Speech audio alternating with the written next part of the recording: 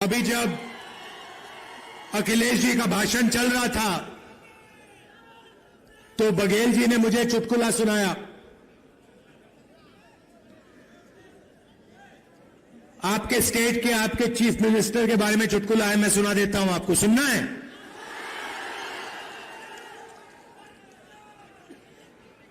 तो आपके chief minister governor के यहां स्वेरिंग इन के लिए गए। बड़ा धूमधाम था। वहां पे बीजेपी के नेता बैठे थे, गवर्नर साहब बैठे थे, सब एमएलए बैठे थे। स्वेरिंग इन होती है, शपथ लेते हैं चीफ मिनिस्टर का। उनके मंत्री, 2-3 मंत्री भी शपथ लेते हैं। खूब तालियां बजती हैं और फिर नीतीश जी निकल जाते हैं, वापस सीएम हाउस की ओर चल जाते हैं। गाड़ी में पता लगता है कि वो अपना शॉल गवर्नर के घर में छोड़ आए। तो ड्राइवर से कहते हैं, भैया चलो, वापस चलो, शॉल उठाना है। तो ड्राइवर गाड़ी घुमाता है, गवर्नर के घर आता है। नीतीश जी निकलते हैं, गवर्नर के पास जाते हैं, दरवाजा खोलते हैं।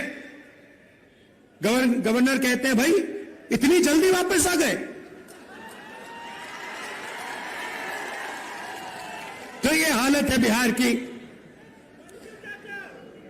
थोड़ा सा दबाव पड़ता है और यू टर्न ले लेते हैं।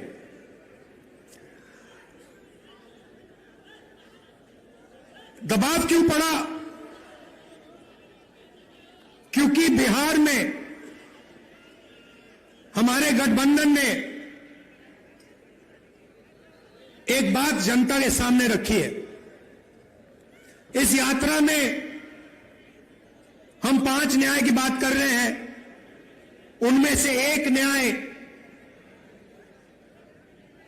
उसको आप सामाजिक न्याय कह दीजिए, उसको आप हिस्सेदारी कह दीजिए, उसको आप भागीदारी कह दीजिए,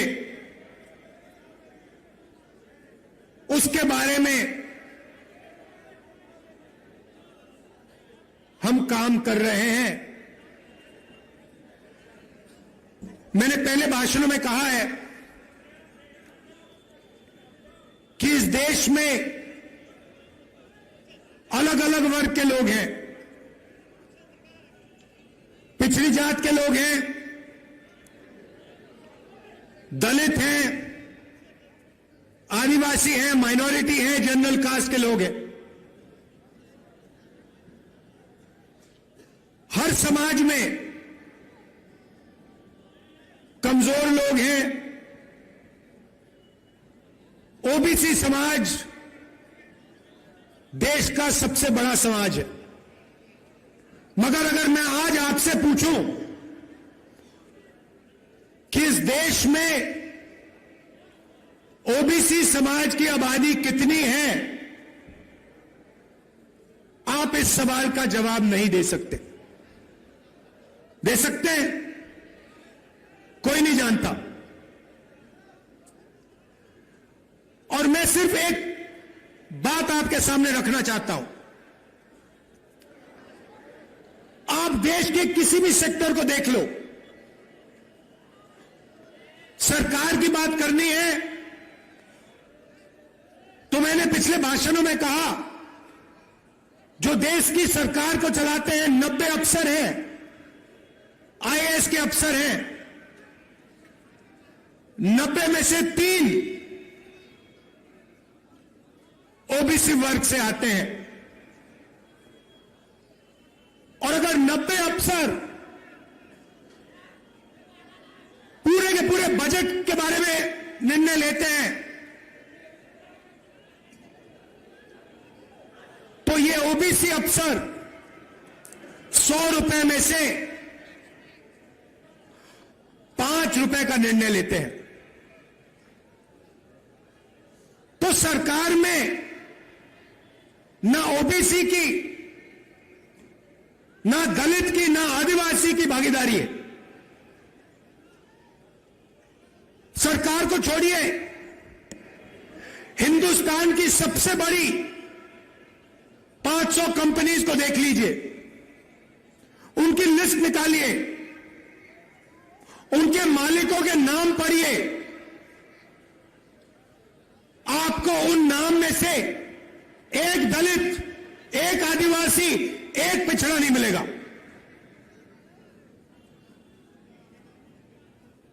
मीडिया को देख लीजिए, अखबारों को देख लीजिए, टीवी को देख लीजिए, एक मालिक ओबीसी वर्ग, दलित वर्ग, आदिवासी वर्ग का आपको नहीं मिलेगा। रिपोर्टर मिल जाएंगे, उनको भी कोने में बैठा रखा है, जो उनके दिल में वो बोल नहीं पा रहे हैं। मगर सीनियर मैनेजमेंट में और मालिकों में आपको एक ओबीसी, एक दलित, एक आदिवासी नहीं मिल सकता।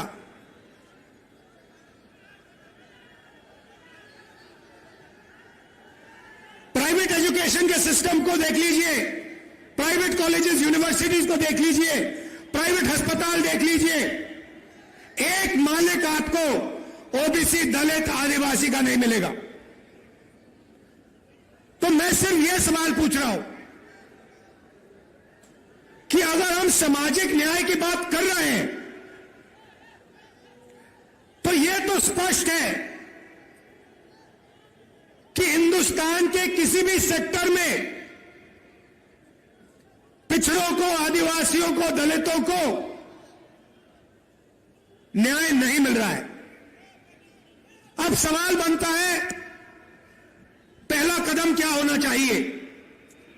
किसी को चोट लगती है, पहला काम डॉक्टर कहता है, पैर में चोट लगती है, पहला काम डॉक्टर कहता है ऐसे करो, एक्सरे जाके कर लो। एक्सरे करने के बाद साफ पता लग जाता है कि हड्डी कहां से टूटी है। सही बात? मैं सिर्फ यह कह रहा हूं, कि समय आ गया है कि हिंदुस्तान का एक एक्सरे हो जाए।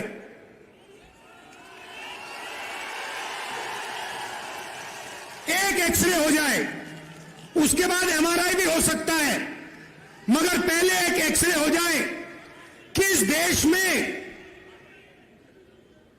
किसकी कितनी आबादी है, लोगों की गिनती हो जाए। जनरल कास्ट के इतने लोग हैं, उसमें से अमीर इतने हैं,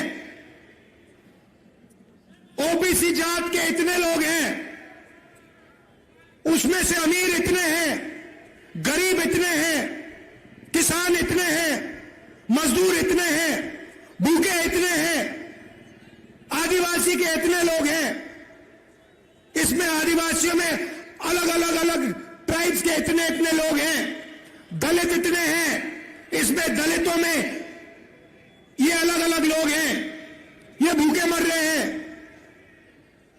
ये मजदूरी कर रहे हैं, ये सड़क बना रहे हैं। बस मैं यही कह रहा हूं, सामाजिक न्याय का यही मतलब है, और सामाजिक न्याय का पहला कदम देश का एक्सरे करना है। अब बात समझिए,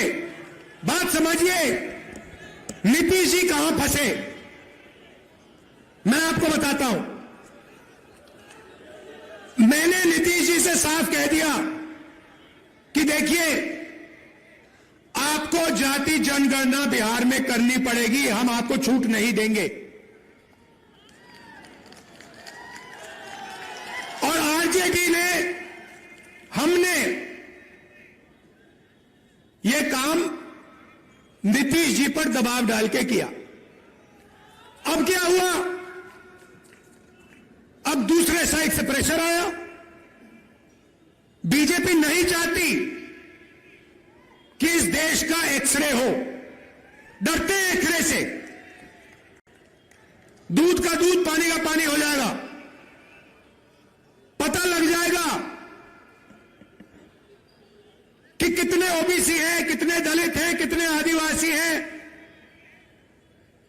बीजेपी ये नहीं चाहती। बीजेपी चाहती है कि आपका इधर ध्यान जाए, उधर ध्यान जाए, आगे पीछे ध्यान जाता जाए, मगर सामाजिक न्याय पे गलती से भी आपका ध्यान ना चला जाए। नीतीश जी बीच में फंस गए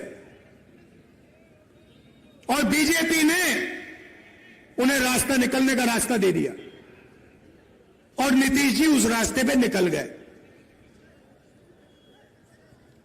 सामाजिक न्याय देने की जिम्मेदारी बिहार में हमारे गठबंधन की है। नीतीश जी की यहां कोई जरूरत नहीं है।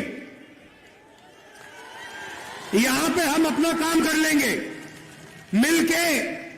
हमारा गठबंधन यहां पे जो करना है कर देगा। यह हुई बात सामाजिक न्याय की। अब मैं आपको आर्थिक न्याय की बात करना चाहता हूं। आपने मुझे अभी वो माला दिया, मखाने वाला माला, उसको लाइए यहां जरा। कहां है वो?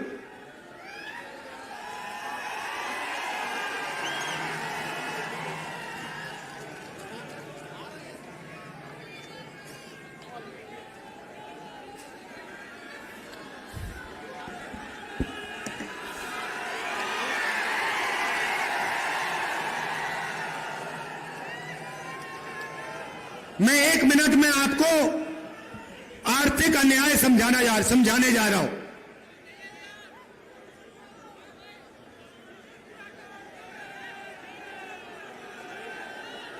ये बिहार के मखाने इतने मजेदार है, ये खा गए होंगे उनको।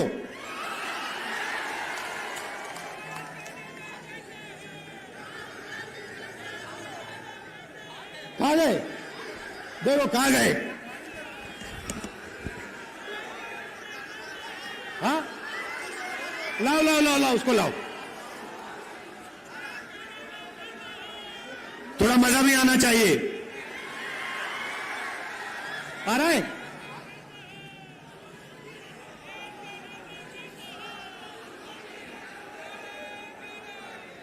ये आ गया।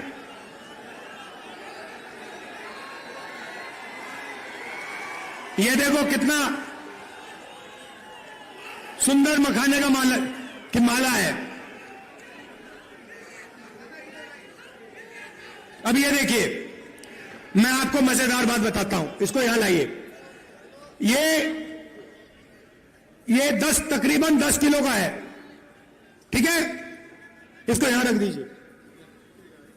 ये बिहार के गरीब किसानों का खून पसीना है। सही बात है। ये बिहार के गरीब लोगों ने अपना खून पसीना देकर, घंटों पानी में बैठकर ये हमें दिया है। 10 किलो का है ये। आपको मालूम है ये अमेरिका में कितने का बिकता है? अमेरिका में अगर आप इसको बेचोगे, जो बिक रहा है अमेरिका में, ये बड़ा बिक रहा है आजकल। वहां पे फैशन आ गया है कि मखाना खाएंगे, बिहार का मखाना खाएंगे। सबसे पहले उनको मालूम नहीं है ये मखाना कहां से आता है, पहली बात यह है। मगर मेरा सवाल आपसे, ये 10 किलो की जो माला है, ये अमेरिका में कितने रुपए के लिए बिकेगी? चुप हो गए? मैंने नेट पे देखा, अभी देखा, ये माला 15,000 रुपए के लिए अमेरिका में बिकेगी। 15,000 रुपए 10 किलो के लिए। अब मुझे बताओ, इसमें से 15,000 रुपए में से बिहार के किसान को कितना रुपया मिल रहा है? बिहार का किसान 250 रुपए किलो के बेच रहा है, मतलब 2,500 रुपए 10 किलो के लिए। ये 15,000 रुपए, गलती की मैंने, ये 15,000 रुपए 1 किलो का, मतलब ये माला अमेरिका में 1,50,000 रुपए के लिए जाएगा। गलती कर दी, सॉरी। 1,50,000 लाख रुपए के लिए ये अमेरिका में बिकता है, और यहां पे हमारे किसान को 250 रुपए प्रति किलो, 2,500 रुपए 10 किलो के लिए। मैं आपसे पूछना चाहता हूं, ये पैसा जा कहां रहा है? ये जा कहां रहा है? किसके हाथ में जा रहा है? ये किसान के हाथ में तो नहीं जा रहा ना। तो ये देखिए, इसको कहते हैं आर्थिक अन्याय, और ये हर चीज में हो रहा है। जो मैकेनिक गाड़ी बनाता है, जिसने इस माइक्रोफोन को आज सुबह ठीक किया, मोबाइल फोन को जो ठीक करता है, जूते बनाता है, टी शर्ट बनाता है, जो भी हाथ से काम करता है, उसके साथ हिंदुस्तान में भयंकर अन्याय हो रहा है। इसके बारे में कोई बोल नहीं रहा। मैंने आपको बोला कि 10 किलो की माला अमेरिका में 1,50,000 रुपए के लिए बिक रही है। आप हैरान हो गए।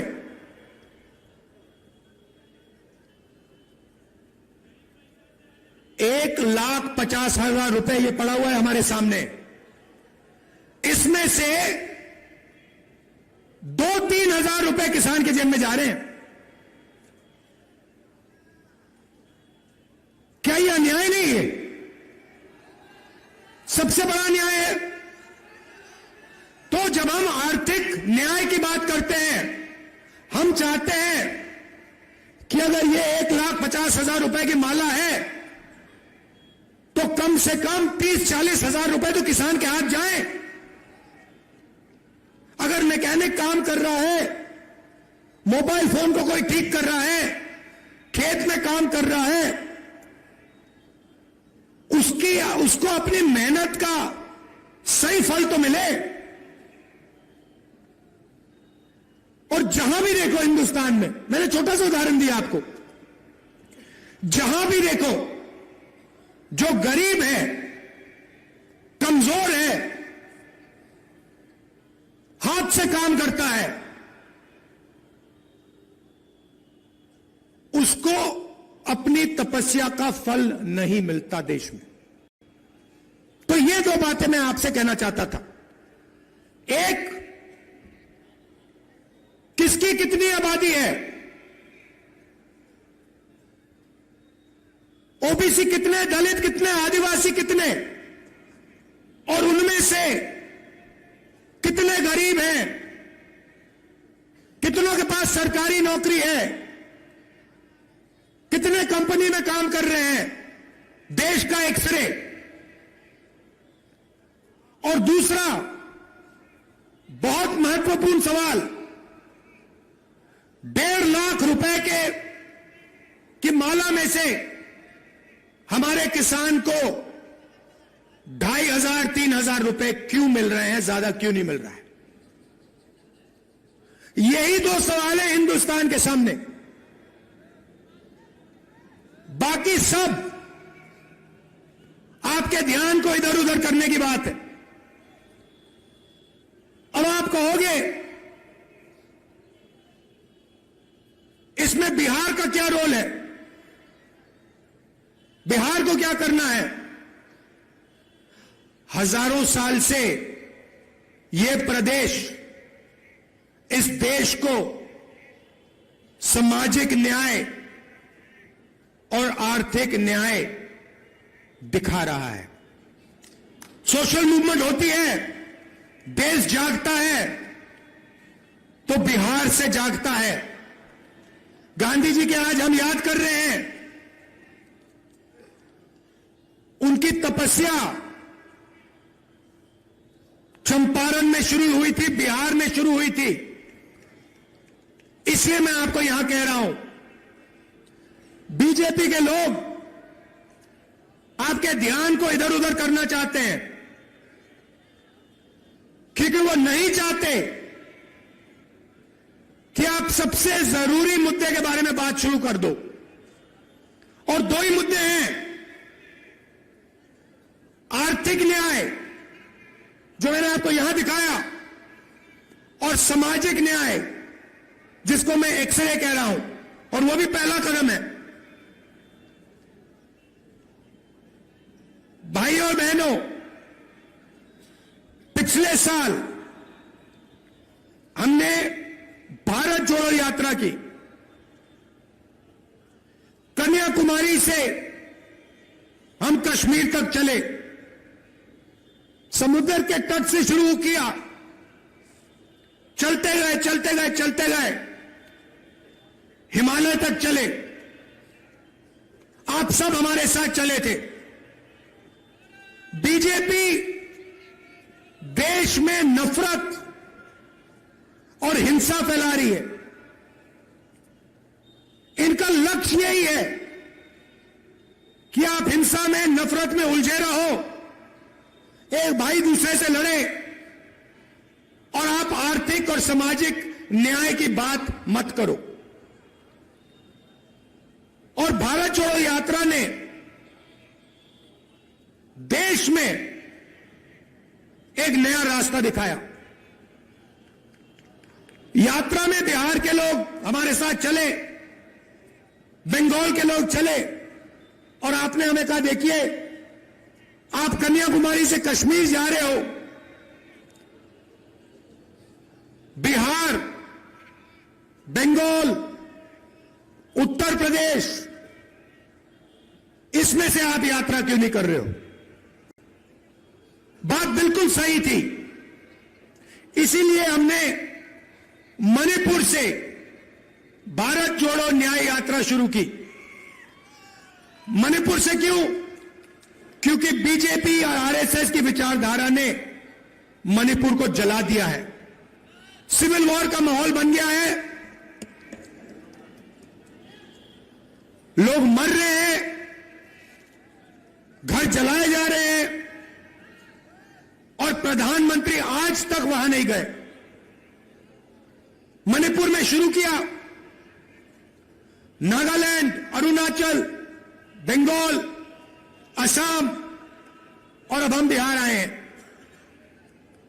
यात्रा में हम लंबे भाषण नहीं करते, 15-20 मिनट बोलते हैं, 6-7 घंटे आपकी बात सुनते हैं।